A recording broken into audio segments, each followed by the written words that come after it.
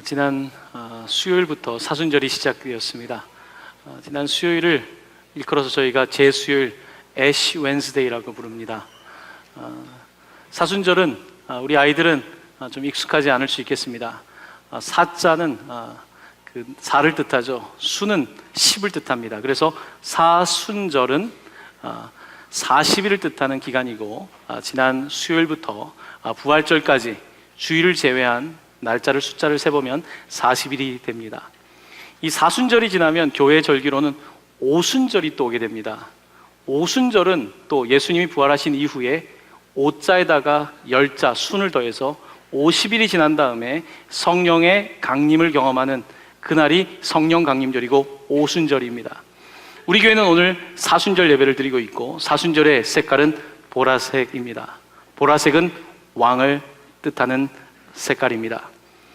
빌라도와 그의 로마 군인들이 예수님을 모욕할 때에 예수님께 이런 홍포를 입히고, 또한 가시에 왕을 뜻하는 금면류관이 아니라 가시면류관을 씌웠던 모습을 기억하실 것입니다.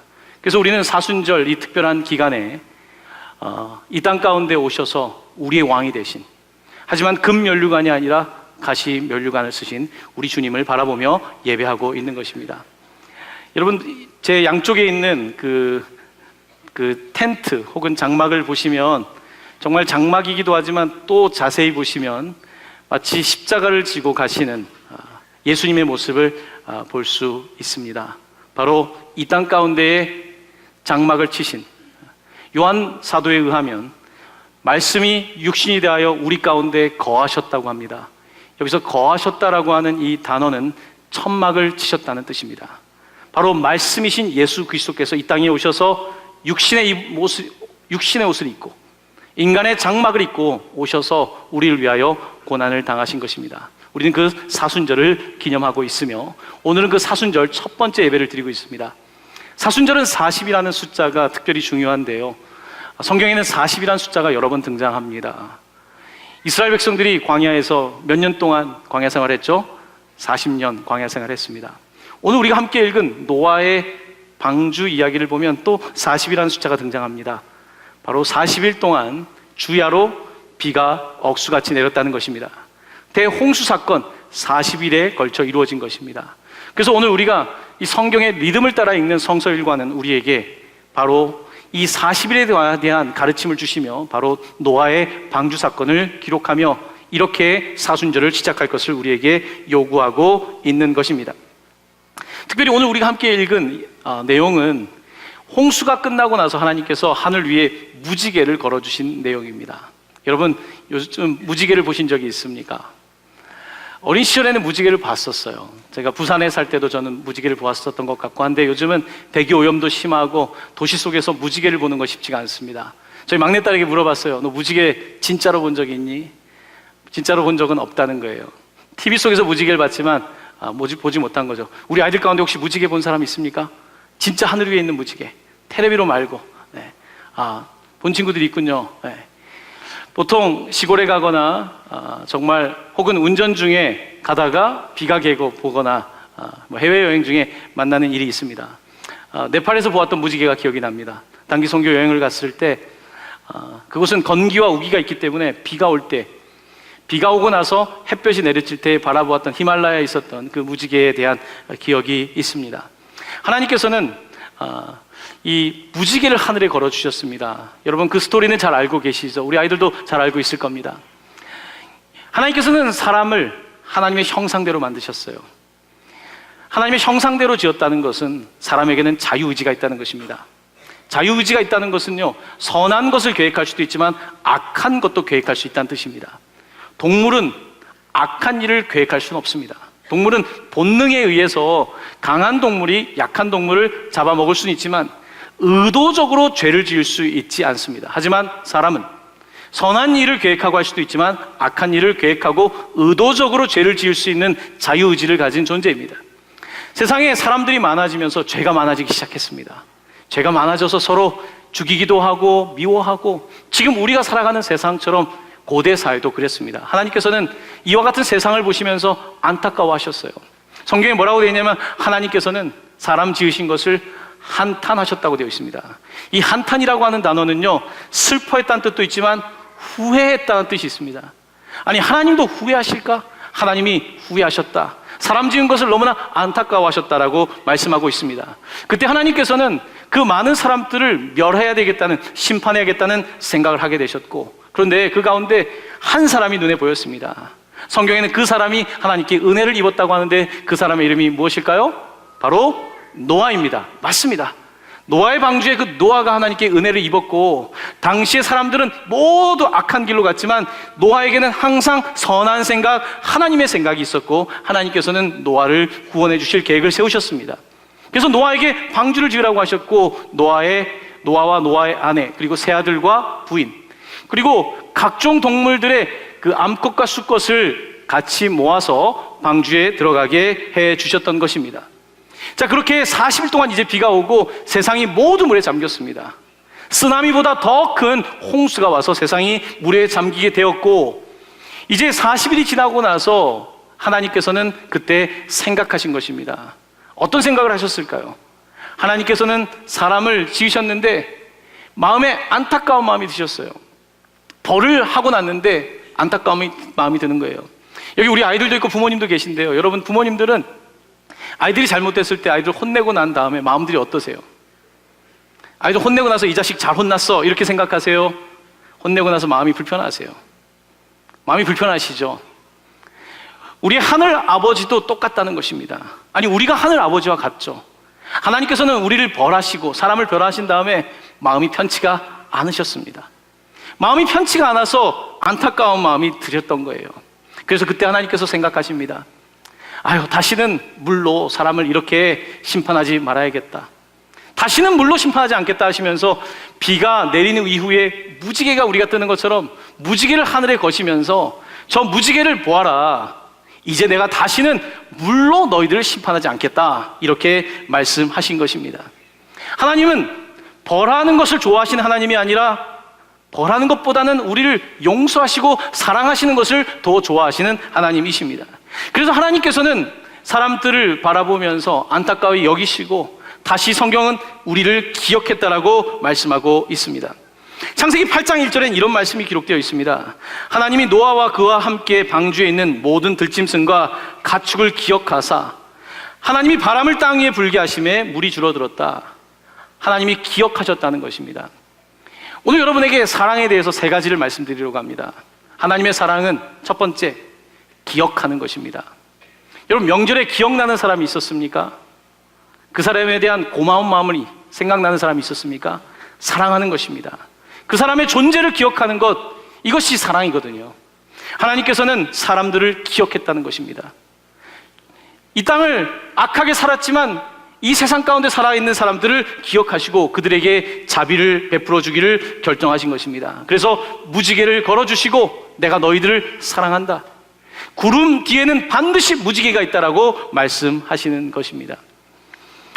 요즘 무지개를 하나님께서 처음 만드신 상징인데 많이 사용하는 사람들이 있습니다. 누구냐면 동성애를 옹호하는 사람들입니다. 여러분, 혹시 해외여행을 가시거나 어디 서울 중심에 가시면 식당이나 이런 곳에 가면 무지개가 걸려있는 곳이 있을 겁니다. 이것은 보통 동성애를 옹호하는 사람들이 하고 있는 샵이나 식당인 경우가 많습니다. 1970년대부터 인권에 대한 이야기들이 나오기 시작하면서 동성애에 관해서 인정해야 된다는 그런 여론들이 더 활발하게 일어나고 있죠. 그때 그들이 사용했던 그 상징이 바로 무지개입니다. 왜냐하면 무지개는 여러 가지 빛깔이 있다. 무지개 사랑은 여러 가지 빛깔 다양성을 존중하는 것이다 생각해서 그렇게 무지개를 사용하고 있는 것을 보게 됩니다. 하지만 무지개를 가장 먼저 세상 가운데 하나님의 사랑으로 상징으로 보여주신 것은 바로 하나님 자신이십니다. 하나님 자신이 그렇게 보여주시고 우리에게 말씀하고 있는 것입니다. 내가 너희들을 진심으로 사랑한다. 구름 뒤에 무지개가 있는 것처럼 내가 너희들을 벌을 줬지만 나는 그것 때문에 더 아프다. 자녀를 혼을 냈지만 부모의 마음이 더 아픈 거죠. 우리 하나님은 그렇게 우리를 기억하시는 분이고 우리 때문에 아파하시는 분이다. 오늘 성경은 그렇게 말씀하고 있는 것입니다. 오늘 노아의 방주 사건 이후에 하나님은 강한 하나님이 아니라 굉장히 약하신 하나님처럼 보입니다. 왜냐하면 벌을 했으면 벌을 한 거지 왜 후회합니까? 벌을 줬으면 벌을 준 거지 그것 때문에 뭐 미련을 갖습니까? 그런데 하나님께서는 사람을 벌 주셨는데 그 다음에 안타까운 마음을 갖고 있는 것입니다. 어쩌면 연약한 하나님, 우리와 똑같이 안타까워하는 그 하나님의 모습을 오늘 본문은 기록하고 있는 것입니다. 자, 두 번째 사랑입니다. 두 번째 사랑은, 첫 번째는 기억하는 것이라고 한다면 두 번째는 망각하는 것입니다. 기억이라는 단어의 반대말은 망각, 잊는 것입니다. 하나님은 한편으로는 기억을 하세요. 뭘 기억하시냐면 바로 여러분들과 제가 연약하다는 걸 기억해요. 자식을 혼내놓고 아유 그래 이 자식이 연약하지, 이 녀석이 부족한데 내가 너무 화를 냈나? 우리가 그렇게 다시 연약함을 기억하는데, 반면에 잊어버리는 것은 과거의 죄를 잊는 것입니다. 어제 잘못했던 일을 잊어버리는 거예요. 하나님께서 우리의 죄를 잊는다고 말씀하고 있습니다. 하나님이 잊어버리시기 때문에 우리를 또 사랑하시는 거예요. 계속 잘못했던 것만 기억하면 어떻게 용서하고 어떻게 사랑할 수 있습니까? 여러분들께 화면에 이사야서 43장 25절 말씀을 함께 봉독하기를 원하는데요, 우리 아이들도 함께 말씀 봉독하기를 원합니다. 시작. 나 곧 나는 나를 위하여 내 허물을 도말하는 자니 내 죄를 기억하지 아니하리라. 아멘. 하나님께서는 나를 위해서 내 허물을 도말한다, 없앤다, 너의 죄를 기억하지 않는다, 망각한다고 말씀하고 있습니다. 사랑은 잊는 것입니다. 여러분, 사랑하는 사람의 잘못을 계속 기억하는 것, 이것은 사랑이 아니죠. 그 사람이 잘못했지만 잊어버리는 것입니다. 여러분, 특별히 명절 지나면서 어떠셨습니까? 친인척들을 만날 때 자꾸 기억나는 게 있죠. 그 사람이 나에게 잘못했던 것들이 기억나기도 하죠. 잊어버렸으면 좋겠는데 자꾸 또 기억이 나죠. 은혜는 잊어야 될 것은 잊고 기억해야 될 것은 기억하는 것, 이것이 은혜입니다. 특별히 상대방의 연약함은 기억하는 것. 아 그래, 우리 친척 아무개가 어려움이 있어서 그 당시 그랬던 거야. 본인의 마음이 어려웠기 때문에 그랬던 거야. 그는 아직 예수님을 만나지도 못했고 그래서 그랬던 거야. 그의 연약함은 기억하고, 그 사람이 나에게 했던 혹 상처 주는 말이 있거나 나에게 잘못한 일이 있더라도 그 죄는 잊는 것, 바로 이것이 사랑한다는 의미입니다. 사랑은 그렇게 기억하기도 하고 잊어버리기도 하는 것입니다. 저는 요즘 결혼 생활이 이제 올해 18주년이 접어드는데요, 요즘 부부간의 싸움이 많이 줄었어요. 잘 안 싸웁니다. 그 이유가 뭔지 아십니까? 그 이유는 단 한 가지입니다. 잊기 시작했어요. 뭘 잊냐면, 아침에 분명히 서로 간에 말다툼이 있었는데 저녁이면 기억이 나지가 않습니다. 오늘 아침에 왜 싸웠는지도 기억이 안 나요. 잊어버리게 되니까 평강이 찾아오더라고요. 이것이 은혜 아니겠습니까? 여러분들, 그런데 다른 사람이 나에게 크게 아프게 한 건 기억이 오래 남습니다. 요즘 미투라고 하는 신드롬이 있지 않습니까? 검사들 사이에서도 내가 이런 과거에 성추행을 당했다, 이런 일들이 계속해서 이야기가 되지 않습니까? 왜 그런 이야기를 합니까? 세월이 지났지만 잊지를 못하는 거예요. 20년이 지났는데도 그때 그 아픔이 기억나는 것입니다. 얼마나 고통스럽겠습니까? 가해자는 기억도 못하는데 피해자는 평생 기억하는 것, 이것이 깊은 상처 아니겠습니까? 하지만 하나님께서는 뭐라고 하십니까? 하나님은 사람에게 상처받으셨어요. 우리가 하나님께 상처를 드린 것입니다. 우리가 죄를 짓고 하나님의 영광을 가리고 우리가 하나님께 너무나 많은 아픔을 줬어요. 하나님이 피해자입니다. 우리가 가해자예요. 그런데 하나님께서는 뭐라고 하십니까? 너희의 죄를 잊겠다는 것입니다. 기억하지 않겠다는 것입니다. 하지만 한 가지 기억하신다는 것입니다. 뭘 기억하실까요? 너희들의 연약함, 너희들의 부족함을 기억하고 오히려 돌보고, 과거의 잘못은 과거의 잘못으로 잊겠다고 말씀하시는 것, 바로 그것이 하나님의 사랑 아니겠습니까? 하나님의 사랑을 받은 우리가 그러면 어떻게 사랑해야 되겠습니까? 우리도 마찬가지입니다. 그 사람의 연약함을 기억하는 것. 그래, 그 사람은 어린 시절에 많은 상처가 있었던 사람이고 그 당시에 경제적인 어려움이 있었고 이런 상황들 속에서 아픔이 있었기 때문에 그랬던 거야. 그때 나한테라도 그렇게 한 것이 그래도 다행이야, 이렇게 생각하는 것이 사랑 아니겠습니까? 그러면서 그 사람의 과거의 죄를 잊는 것, 바로 이것이 사랑인 것입니다. 세 번째, 하나님의 사랑은 멈춤입니다. 멈추는 것이 사랑입니다. 멈추는 것이 사랑이라는 말에는 이런 의미가 있습니다. 하나님께서는 이제 노아의 홍수로 심판을 하신 이후에 하늘에다가 무지개를 거셨습니다. 자, 무지개라고 하는 단어가 영어로 뭐죠?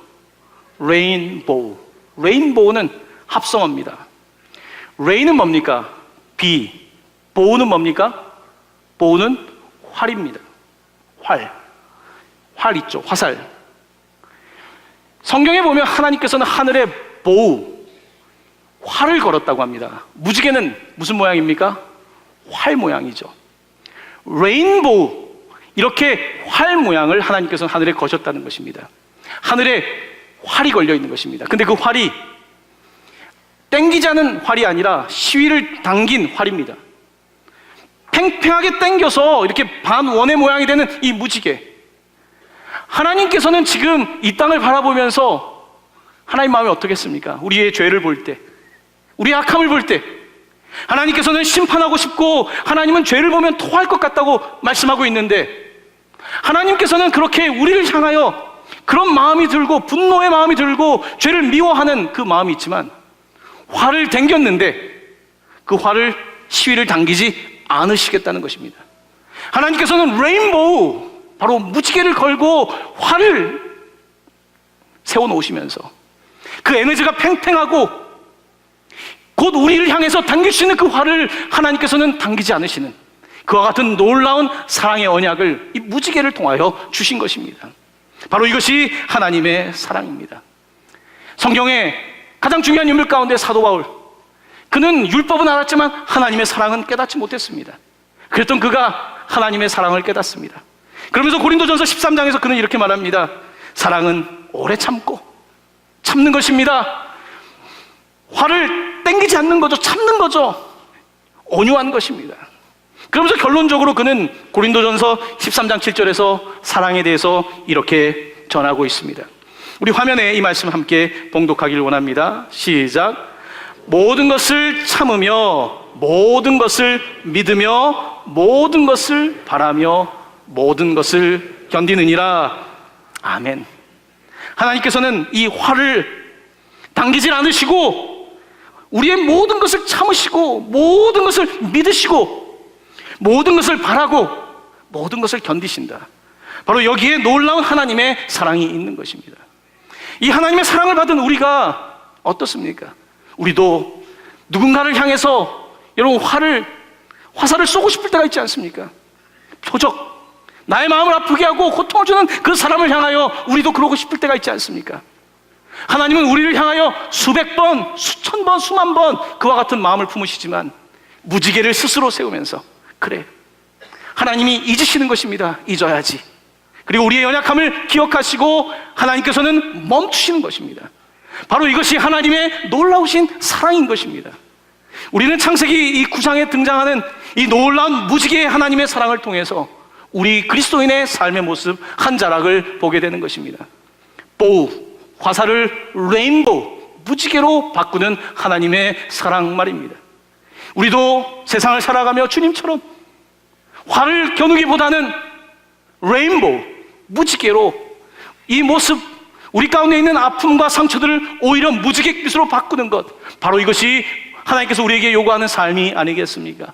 우리 옆에 있는 사람들에게, 우리 또 자녀들에게 서로 이렇게 격려했으면 좋겠습니다. 무지개처럼 사십시오 하고 인사하겠습니다. 무지개처럼 사십시오. 무지개처럼 사십시오. 예쁘게 사십시오. 미워하지 마시고 지난 명절 때 있었던 거 기도하십시오. 하나님 잊게 해주십시오. 잊게 해주십시오. 그의 연약함만 눈에 보이게 해주십시오. 화를 당기지 말게 하여 주십시오. 하나님 그것을 오히려 아름다움으로 승화시키게 해주십시오. 바로 이것이 우리 그리스도인들의 삶에 끊임없이 고백되어져야 되는 기도인 것입니다. 무지개 여러분들 좋아하시죠? 많이 못 봐서 그렇지 무지개가 뜰 때마다 우리 어른들도 다 동심으로 들어가지 않습니까? 여러분 무지개 원리를 알고 계십니까? 초등학교 때 우리가 무지개 원리를 배웠어요. 화면에 한번 보여드릴게요. 자, 초등학교 교과서에나 나올 법한 이야기입니다. 햇빛이 있습니다. 프리즘 아시죠? 통과하면 빨주노초 파남보가 됩니다. 자, 그런데 여러분 빛은 보통 흰색이죠. 네. 색깔이 보이지가 않죠. 하지만 이 빛을 섞어 놓으면 흰색이 되지 않습니까? 빛에는 원래 이런 색깔들이 있습니다. 우리 눈에 보이지 않을 뿐이지 빛 자체에 빨주노초 파남보가 있는 것입니다. 가시광선이라 그러죠. 자, 그런데 이 빛이 프리즘과 같은 어떠한 물체를 만났을 때 혹은 물을 만나게 되었을 때 이것이 꺾이게 됩니다. 근데 꺾이는 각도가 달라요. 그러다 보니까 햇빛 안에 있었던 다양한 색깔들이 꺾이는 게 다르기 때문에 이렇게 빨주노초 파남보 이렇게 나타나는 것이 바로 무지개의 물리학적 현상입니다. 여러분, 무지개라고 하는 것은요, 햇빛이 있지만 그것을 받는 대상이 있습니다. 무지개는 특별히 하늘 위에 물방울에 이렇게 물방울을 투과되는 것입니다. 이 물방울 투과되면서 이것이 이제 굴절되면서 만들어지는 것이죠. 하늘 위에 얼마나 많은 비가 멈추고 나서 물방울들이 있겠습니까? 그 물방울에 햇볕이 비춰질 때 그게 꺾여서 아름다운 색깔을 내고 있는 것입니다. 여러분, 이곳에 등장하는 프리즘 혹은 물방울은 바로 교회입니다. 교회의 모습을 말하는 것입니다. 빛이 비춰질 때 그 빛이 우리를 통과할 때 하나님께서 만드신 우리들의 모습, 오늘 어린 아이들부터 우리 할머니, 할아버지 이르기까지 우리 다양한 사람들이 모여서 함께 예배하는 이곳에 우리들의 모임을 통하여 주님의 빛이 우리를 비출 때 그곳에서 아름다운 주님의 빛 빨주노초 파남보가 비춰지는 것입니다. 바로 이것이 아름다운 교회의 모습, 공동체의 모습, 바로 무지개의 원리를 따라가는 교회인 것입니다. 그래서 우리는 이 시대를 살아가며 바로 주님의 빛을 받아서 비추는 사람이 되어야 되는 것입니다. 부천 동광교회의 이름은 동광입니다. 동광, 얼마나 좋습니까? 동쪽의 빛, 동광. 이 이름이 너무 좋아서 동광이라는 이름으로 회사를 하시는 분들이 우리 교회에 여럿 계십니다. 얼마나 교회를 사랑하면 동광, 동쪽의 빛. 부천 동광교회는 동쪽의 빛을 받아서 프리즘처럼, 아니면 우리가 각각 작은 물방울들처럼, 여러분, 한 사람 한 사람이 작은 물방울들처럼 하늘에 떠 있는 이 우리의 모습을 통해서 주님의 빛이 비춰지고 그곳에서 무지갯빛이 나오는 것. 그래서 우리가 볼 때는 작은 무지개가 아니라 어마어마하게 큰 무지개가 나타나는 것입니다. 사랑하는 성도 여러분, 우리가 무지개를 가장 확실하고 크게 볼 수 있을 때가 언제인지 아십니까? 그것은 바로 큰 풍랑이 지나가고 나서입니다. 어마어마하게 많은 비가 오고 나서 어마어마하게 많은 물방울들이 하늘에 있을 때에 바로 햇볕이 비춰질 때에 커다란 무지개가 뜨고 쌍무지개가 떠는 것입니다. 바로 이것이 무지개의 원리입니다. 사랑하는 성도 여러분, 그렇습니다. 무지개가 가장 아름다운 것은 바로 큰 풍랑이 지나가서입니다. 오늘 본문은 마지막으로 우리에게 이렇게 말씀하고 있습니다. 화면에 말씀을 띄워드립니다. 창세기 9장 16절입니다. 이 말씀 함께 봉독하기 원합니다. 시작. 무지개가 구름 사이에 있으리니 내가 보고 나 하나님과 모든 육체를 가진 땅의 모든 생물 사이에 영원한 언약을 기억하리라. 아멘. 무지개가 어디 사이에 있습니까? 구름 사이에 있는 것입니다. 가장 찬란한 무지개는 구름 사이에 있습니다. 엄청난 풍랑이 지나간 다음에 아름다운 무지개가 있는 것입니다. 여러분, 인생에 가장 아름다운 무지개 같은 인생을 사는 사람은 그저 평안한 삶을 살았던 사람들이 아니더라고요. 주를 위하여 수고하고 자녀들을 위하여 헌신하고 어려운 중에도 교회를 위하여 헌신하셨던 분들의 삶을 바라볼 때 바로 그곳에 그 구름 사이에 아름다운 무지개 주님의 빛깔이 빛나는 것을 바라보는 것입니다. 그러므로 풍랑이 있을 때에 두려워해서는 안 됩니다. 40일 동안 노아의 시대 얼마나 두려웠겠습니까? 정말 빛 하나 보이지 않는 이 깜깜한 어둠 속에서 계속해서 쏟아내리는 이 빛 속을 이 노아의 방주는 계속해서 지나갔던 것입니다. 우리 주님에게 40일은 어둠의 시간입니다. 우리 주님에게 40일은 죽음의 십자가를 향해 나아가는 아무것도 보이지 않는 깜깜한 어둠의 그때입니다. 하지만 주님은 믿으셨습니다. 무지개 하나님을 믿었습니다. 빛의 하나님을 믿었습니다. 어둠 가운데도 빛으로 우리를 인도하시는 그 하나님을 믿고 앞으로 십자가로 나아가셨던 것입니다. 바로 그렇습니다. 우리의 삶도 마찬가지입니다. 우리의 삶에 어둠이 있을지라도 우리가 믿는 것은 바로 빛 대신 주님, 우리에게 빛을 비춰주시고 무지개처럼 그 아름다운 빛깔로 우리의 삶을 이끌어 가시는 바로 그 놀라우신 하나님이신 것입니다. 우리는 그 하나님을 믿고 따라가는 사람들입니다. 오늘 본문을 보면 흥미롭습니다. 집에 가서 한번 우리 아이들과 숙제로 해보시길 바랍니다. 오늘 본문에 언약이란 단어가 많이 등장하고 있습니다. 우리 아이들은 언약이란 단어를 잘 안 들어봤을 겁니다. 언약이라는 단어는 약속이라는 단어와 가장 비슷합니다. 하나님께서 우리와 약속하셨다는 것입니다. 다시는 벌하지 않는다고 약속하신 것입니다. 그렇게 물로 심판하지 않는다고 약속하신 것입니다. 자, 그런데 오늘 본문에 언약이라는 단어가 몇 번 등장하는지 아십니까? 오늘 우리가 딱 읽은 그 본문에 언약이라는 단어는 7번 사용되고 있습니다. 놀랍게도 7번 이 언약이라는 단어가 사용됩니다. 무엇을 뜻하겠습니까? 완전하신 주님, 7이라고 하는 완전하신 주님, 7빛깔로 나타나셔서 우리 가운데 약속하시는 주님, 어둠 가운데도 빛 되신 주님, 아무것도 의지할 수 없을 때에 어디로 가야 될지, 노아의 방주에 무슨 노가 있습니까? 뭐 엔진이 있습니까? 아무것도 없지만 주님 믿고 따라가는 그 놀라운 은혜, 그 방주, 바로 여기에 놀라우신 하나님의 약속이 있는 것입니다. 그러므로 오늘 우리는 사순절을 지나가며 특별히 주님의 고난을 함께 생각하며 장막을 짚고 주님을 바라보면서 한 가지 우리가 해야 되는 일이 있다면, 여전히 우리의 삶이 어떨지라도 빛 대신 주님을 바라보는 것입니다. 지난주에 변화산에 나타나신 주님의 빛을 보았던 것처럼 어둠 가운데 그 빛을 바라보는 것입니다. 사람들은 그 빛이 어디 있는지 모르지만 우리는 그 빛을 받은 사람들입니다. 그 빛을 본 사람들입니다. 그러므로 우리는 그 예수의 빛을 따라가야 되는 것입니다. 바로 이것이 여러분과 저를 향한 하나님의 부르심이십니다.